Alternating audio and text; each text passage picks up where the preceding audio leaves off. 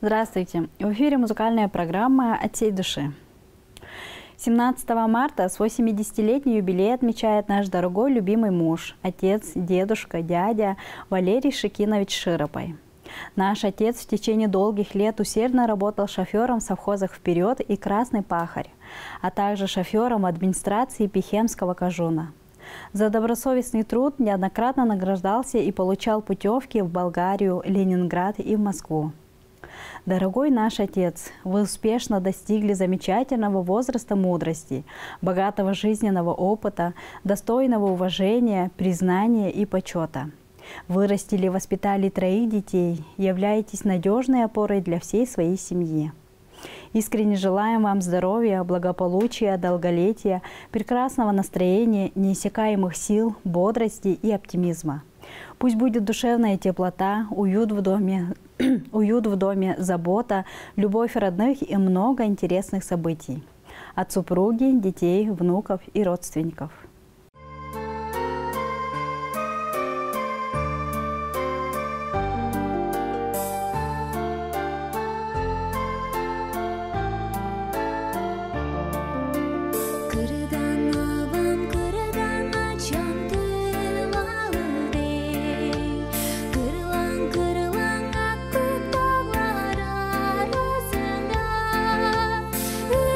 Hoyuni ne kadın